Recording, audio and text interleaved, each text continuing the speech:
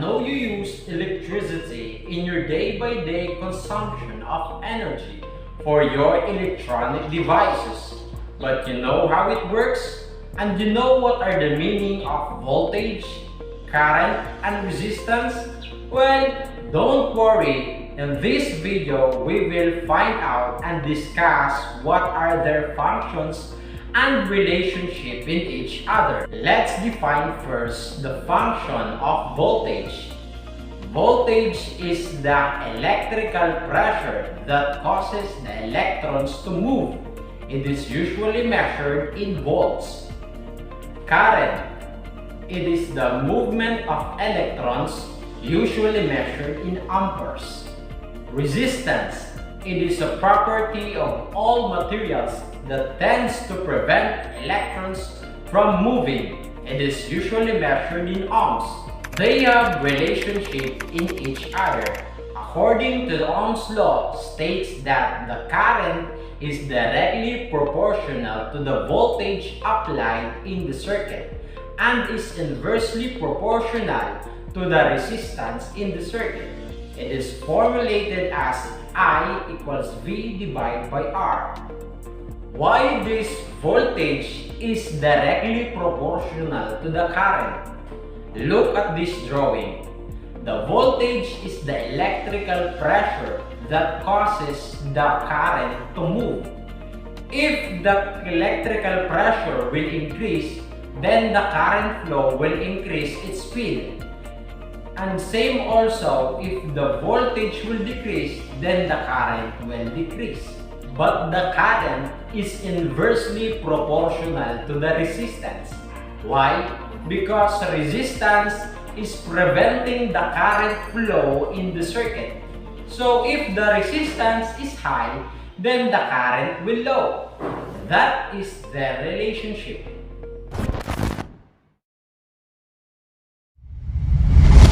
Now let's move on to the second topic. Look at this picture.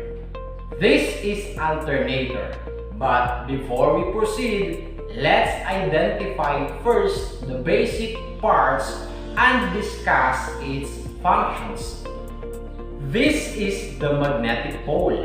It is the region of magnet towards which the lines magnetic induction converge or from which the lines of induction diverge. Magnetic flux.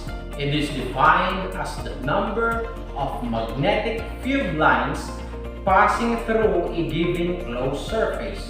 It provides the measurement of the total amount of magnetic field passes through a given surface area. Armature. It is the rotating coil or coils of a dynamo or electric motor. Slip ring. It is a method of making an electrical connection through a rotating assembly. Now, let's discuss the working principles of alternators. Alternators is an electrical generator that converts mechanical energy into electrical energy in the form of alternating current. The magnetic pole produces a magnetic flux or magnetic field. Once the rotating armature intersects or cuts the magnetic field, it will generate an electromotive force or voltage across the armature. The term used for the rotating part is the rotor and stator for the stationary one. In this figure, the armature is the rotor. Look at this video taken from the LISEX. It tells that there are two types of alternator.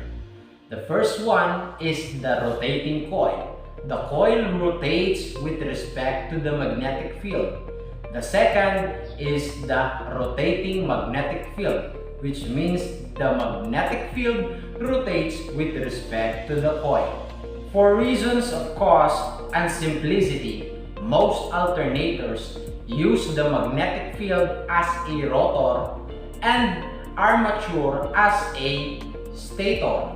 Occasionally, the stationary magnetic field with rotating armature is used just like the direct current generator. That's all. Thank you.